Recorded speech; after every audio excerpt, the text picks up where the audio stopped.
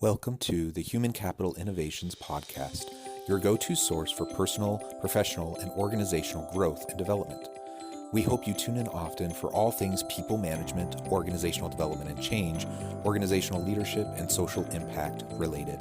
Maximize your personal and organizational potential with Human Capital Innovations Podcast.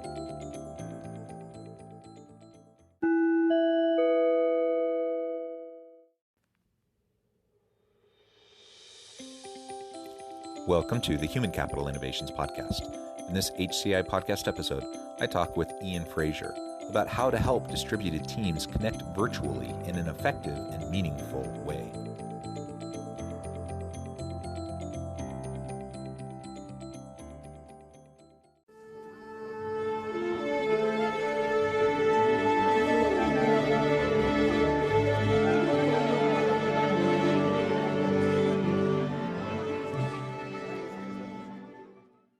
Ian Frazier, welcome to the Human Capital Innovations Podcast. Hi, thanks for having me. Yeah, I'm super excited to have you joining me today. We're going to have a fun conversation focusing on workplace culture and employee engagement generally, but zooming in more specifically to look at distributed workforce, virtual teams, and how we can better connect people more effectively and in meaningful ways, creating healthy work environments when people aren't actually together when they're working virtually. As we get started, I wanted to share Ian's bio with everybody. Ian Frazier is the co-founder and chief executive officer of the Go Game, the leader in team building and culture-driven games. Ian and chief technology officer Finn Kelly co-founded the Go Game in 2000 to bring fun to work through interactive games, events, and experiences that make employees feel connected and engaged. In 2020, the Go Game launched Go Remote, which creates dynamic digital environments that enable real engagement that goes beyond the market standard video conferencing tool. As a CEO, Ian is responsible for the Go Game's overreaching business strategy and day-to-day profitability. He is also responsible for setting the general tone of the products and is deeply involved in the creative output. Ian also oversees the partnership and sales teams as they introduce Go Remote to the marketplace, securing clients such as Google, LinkedIn, Spotify, and Amazon. Whether coaching girls softball, shepherding 15-year-olds soccer players across West Africa, leading juvenile felons across the swamps of Florida, or empowering his own employees, Ian's approach is the same. Embrace the uncertainty, lean into challenges, and wisely use one of the best tools we have to be successful, and that's play. Ian earned his BS in political science and environmental studies from the University of Colorado Boulder. He lives in Berkeley with his wife and 3 daughters. It is wonderful to have you. What a great background. Anything else you would like to add by way of background before we launch on into the conversation? Sure. Thanks, John. That's nice of you to read. I would say we rebranded Go Remote, the virtual offering, recently to Weave, W-E-V-E. So that's kind of a new development. It's kind of a fun play on the word, like we have, also, weave together. So that's a recent development. So that's the only thing I'd add. Okay, excellent. So as we get started with this conversation, perhaps we can lay the groundwork, a little bit more generally, and talk about improving workplace culture and employee engagement. Now, that's the name of the game. That's literally what you are trying to do with your offerings in your company. So not only are you trying to help other organizations do this, but of course, you're trying to do this within your own organization, with your own people. So tell us a little bit about your approach, kind of your philosophy of, healthy workplace culture and employee engagement, both in terms of how it manifests in the products you offer, as well as internally within your team. Yeah, we're like a sort of patient number one or zero, whatever it's called, because we have really been conducting the culture experiment on ourselves first, because we went from an in-person, in-office company to fully remote at the beginning of the pandemic, and there are a ton of challenges that we faced. So as we built a tool for companies to connect with, in this new remote environment, we were the testers. So I'd say like the first thing is that, like, it has to pass our smell test for being like truly fun. I think one of the things we say, it's like, if this is something you do with your friends, like in your free time, it's probably a good product. And if it feels like that horrible sort of like punchline of team building, like the Flight of the Conchords song, the team building 99 or whatever, it's like, it can be pretty forced and pretty weird. So we sort of start with like, is this something we think is really awesome and fun? So I'd say that's kind of the first, before we even make the recipe, that's sort of our overarching goal. Yeah, well, and I think fun and play has a huge place within business and within organizational cultures and team dynamics. And it's something, that I think we undervalue a lot of times. We think perhaps that it's not professional. We need to look more buttoned up and professional. And when we're talking about fun and play at work, it's not even necessarily like the Googles that have the foosball and the ping pong and whatever. Like maybe you have some of that, but we're talking about just making work, the environment, an engaging, fun, active environment where people get to try new things and experiment and learn and grow on a continual basis. And there's a lot of elements to, you can gamify workplace environments without just like having people go play ping pong for an hour, right? Absolutely, yeah. And that's what one of this new product we've been working so hard on.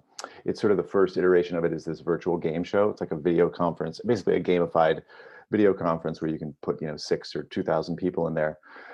And we've got a couple other iterations of it, but at its core, it's a video conferencing tool, but it's got sort of game show gamified elements, which has been a great first case, and be like, does this work? Is this really engaging? And it really is. And our sort of follow-up products are going to be just some more basic video conferencing meeting platforms where we do take some of that fun and sprinkle it in, because I think no one's like, great, we've got it. Like a Zoom meeting is the pinnacle of virtual engagement for humans. I think it's a really good first start, but I think that in ways these things were designed.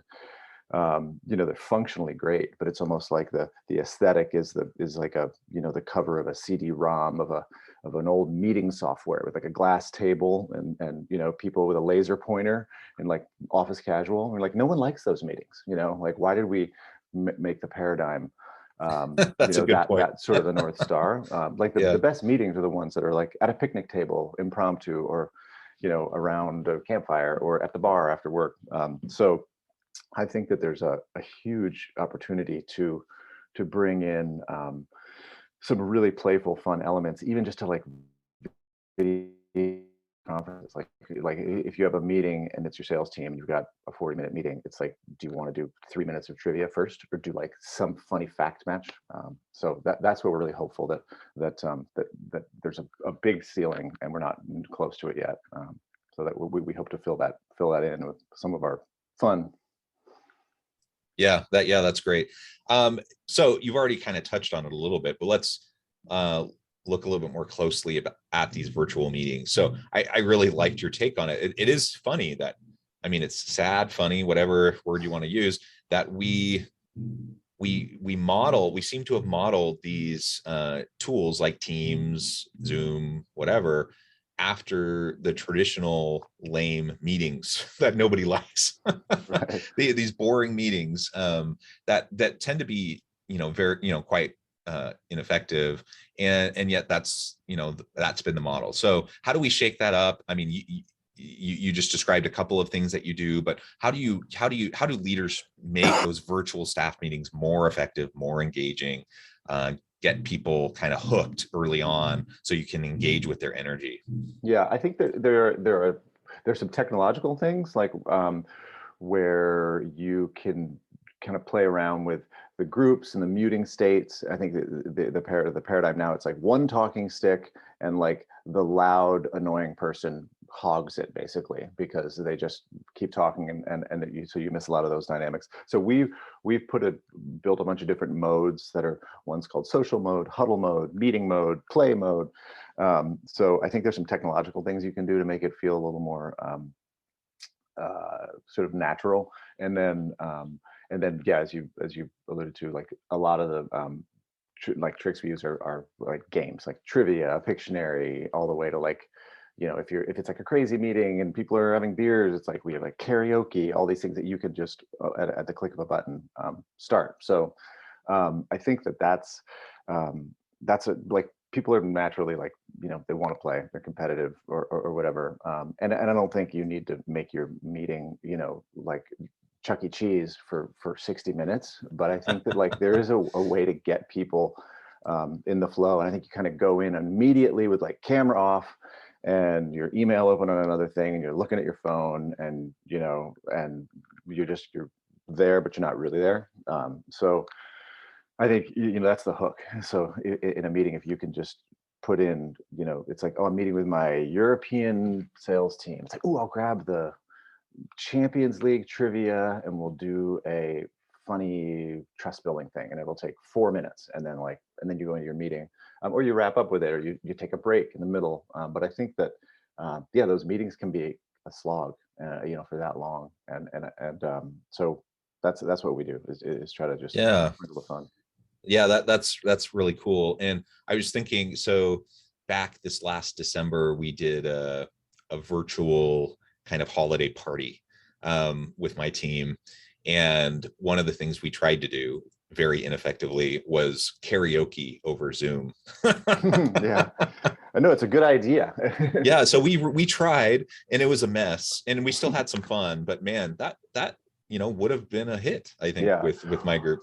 Yeah, one of the other things that we do, I should say, and probably 95% of our events are that you have a live host that is from our company, and we have about 60 hosts who are the most engaging, hysterically funny, fun people who love kind of making magic happen between people in groups, sort of like. So you don't have to have like boring me be the MC for the event. You can Right, or me, or boring me. It's like we just have met some really fun people even since the pandemic started who were just they were facilitators or coaches or bartenders, a whole host of people, and they wanted to come and participate on this platform. So that's also one of our like our secret sauces is that like it is kind of hard when it's all on you, and it's like, okay, I got to get people to come to my meeting, so I'm going to make this karaoke thing. And even if it's not the work of making the karaoke, just that it's on you, it makes it hard. So there's I think a big advantage to using our platform, and it's right now, like I said, it comes with most events, is that there's just a person, a real live person who is there, who's can facilitate, run the karaoke, run the trivia, say the funny things, and that's pretty neat. So it's even though some people do think that those people are like AI, because they get in there and there's this like person and they're like, are you real? And one of our hosts is named Al, and the way their name appears, it looks like AI a little bit, like the A and the L, and everyone is like, are you AI? And then Al acts like a robot for a minute, and then they reveal that no, they're really a real person.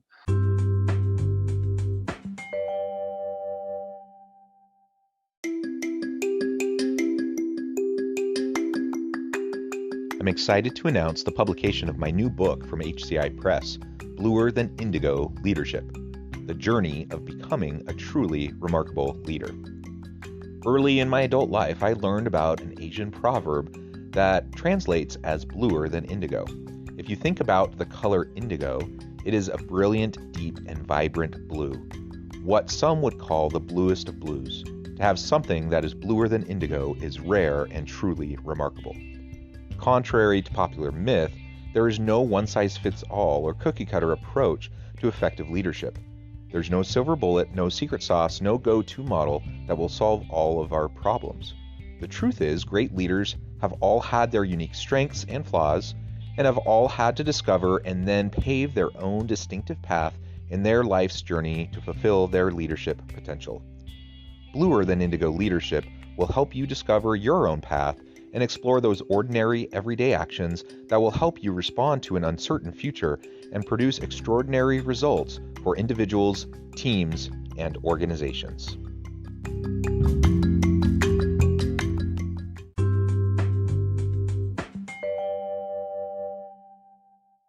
that's really fun. And I think the key here is just, for people to kind of open their minds a little bit to the possibilities, right? And to your point, for a meeting, like there are still things you have to get done. You're still trying to get through, agenda items, and if it's a working meeting, you have to talk through things, and you have to, strategy meetings, you have to work through things, whatever. Like there are things you have to accomplish in meetings. You can't just play all the time. But if you build in, an opening 3 to 5 minutes just to energize people, grab their attention, get them engaged, kind of prime the pump, of their thinking to lead to better outcomes for the meeting, that's going to benefit everybody.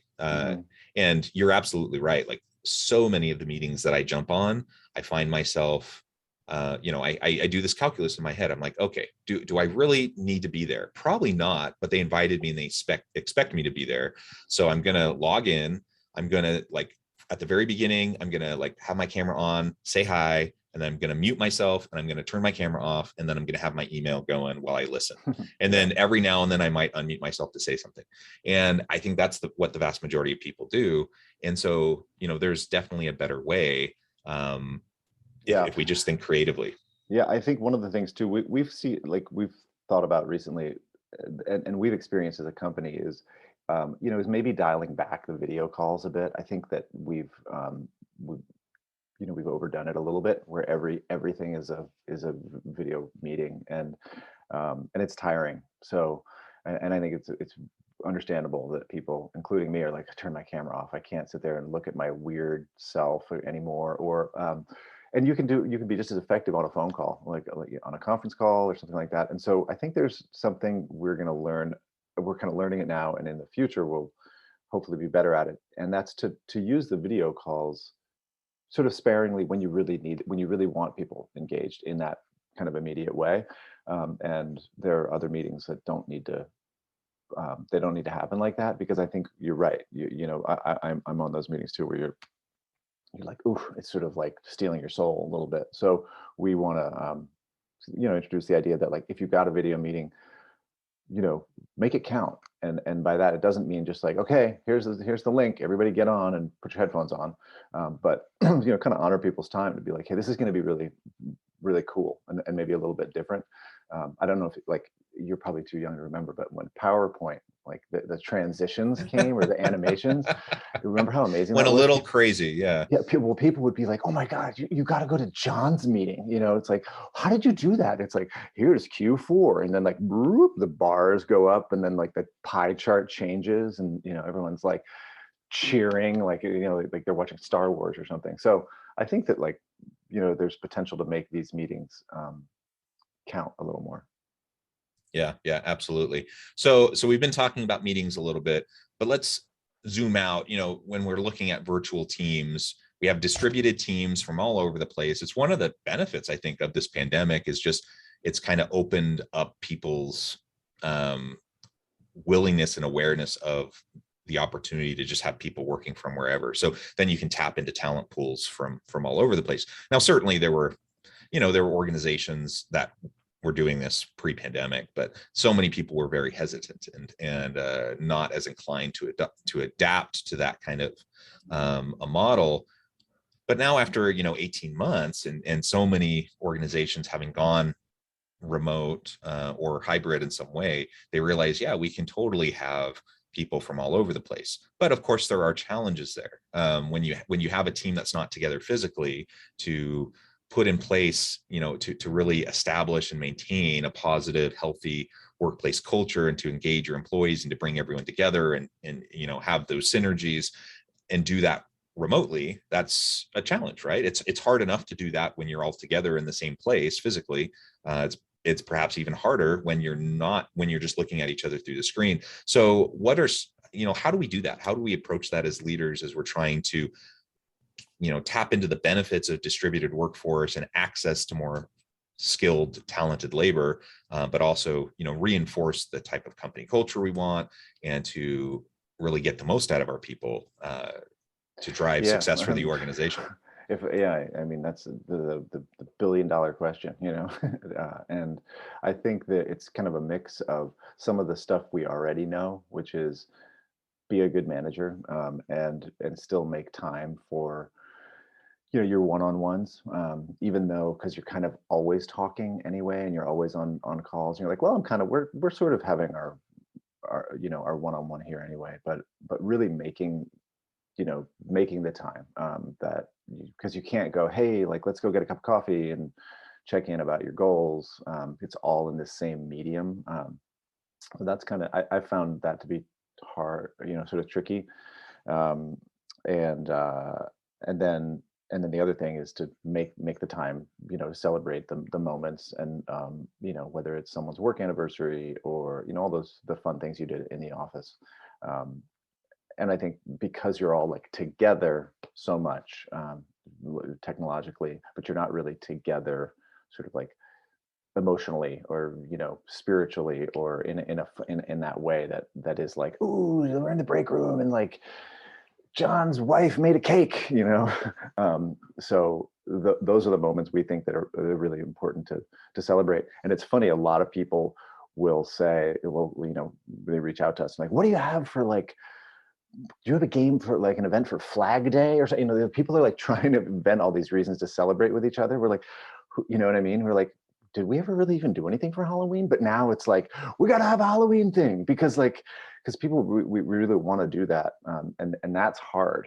So it's funny, we have a bunch of different events and games that are themed around sort of off-brand holidays that now all of a sudden people are celebrating, which is kind of cute. Yeah, great ideas, great ideas. And you raise an important point. Like, a lot of this is just like effective people management, effective leadership. Whether we're talking in the physical workspace, if we're talking virtual, if we're talking hybrid, like, we just have to be able to be effective managers, and some of those same factors are certainly applicable. Like, we still have to develop relationships of mutual accountability and trust with our people. We have to, like, have genuine, authentic relationships. Is that harder to do when you're not in the same spaces as your people?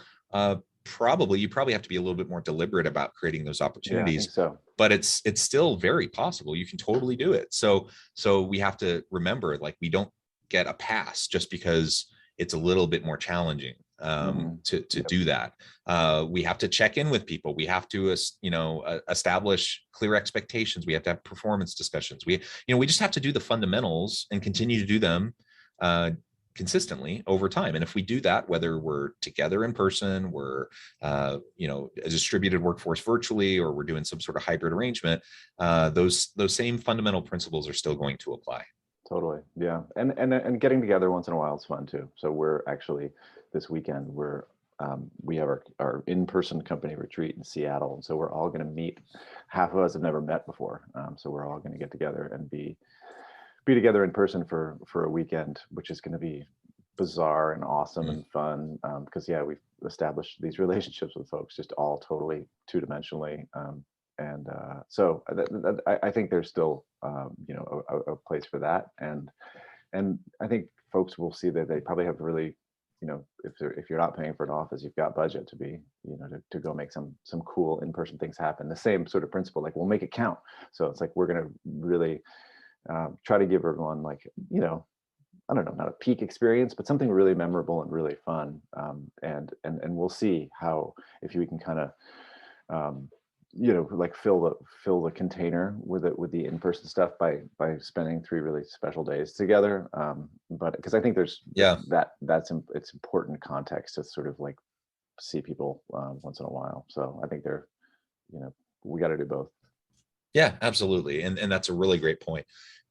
One of the huge benefits of distributed workforce and virtual teams is just lower overhead costs, right? There's just lots of efficiencies that come with that. And so let's reallocate some of those savings towards, people management, relationship development, and having some really good on-site opportunities or offsite, gatherings where we go to a location and just have fun together. We can still do some work, but have some fun together too. We certainly did plenty of that before, Yeah. So, sometimes people are like, gosh, is that a waste? Should we really, spend money on, this kind of excursion? Like, we used to do those things all the time. Totally. That was our old business. We used to run in-person team building events for 20 years. We're like, yeah, we built a whole business around it. So that's funny. Yeah. On our trip, we're totally going to do some fun stuff like that, and I think it'll be hugely appreciated in this, world of video conference meeting, marathon. Yeah, absolutely. Well, Ian, it has just been a real pleasure talking with you. I know the time has flown by, and I want to be respectful and let you get, on to the rest of your day. But before we close today, I wanted to give you a chance to share with listeners how they can get connected with you, find out more about Go Game, find out about your team, and then give us the final word on the topic for today. Yeah, sure. You can reach out to us at weave.co, weve.co, and our other website is thegogame.com. That's our in-person event business. The final word is, when you're on Google Meets and there's a little in the bottom right corner, there's a tab for activities. It's the very fun little triangle, square, and circle. And you click on it and it pops up and there's one thing. It says whiteboard. It's a lot of space. So actually it should say activity because there's only one. There's not activities, but there's all this empty space there under where it says activity. And I think that is a pretty good metaphor for this, where you're like, that thing's going to be filled with other stuff. And we hope to be kind of the content creators for what will be in there. Excellent. Thank you so much, Ian. It has been a pleasure. I encourage listeners to reach out, get connected, find out more about what he can do for you and what his team can do for you. And as always, I hope everyone can stay healthy and safe, that you can find meaning and purpose at work each and every day.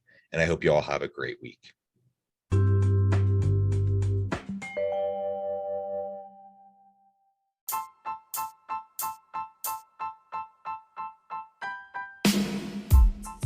The alchemy of truly remarkable leadership. Ordinary, everyday actions that produce extraordinary results. Consider how the nature of work has shifted over the past 50 years. With increased globalization, rapid technological advancement, and the shift in economic composition, the average job of today looks very different than the average job of 50 years ago. What will the jobs and organizations of tomorrow look like? Moreover, what does this all mean for organizational leaders? What are the core competencies and capabilities of organizations and their leadership that are prepared for continued disruption and geopolitical and socioeconomic shifts? Regardless of what the future holds, increasingly, leaders need to be socially minded, data-driven, decisive, champions of talent, and disruptors of the traditional notions of leadership, teams, organizations, and work.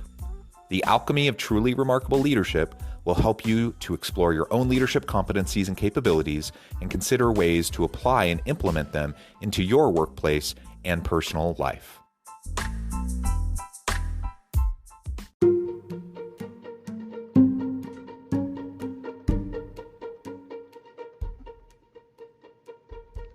Check out Human Capital Innovations magazine, Human Capital Leadership. Human Capital Leadership is a free, interactive e-magazine with the mission to help individuals, leaders, and organizations find innovative approaches to maximize their human capital potential. We publish issues quarterly in August, November, February, and May. Take a look at the latest issue and let us know what you think.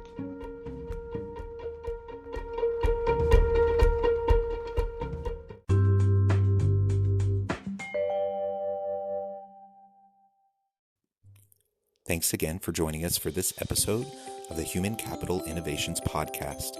I hope you stay healthy and safe and that you have a great week.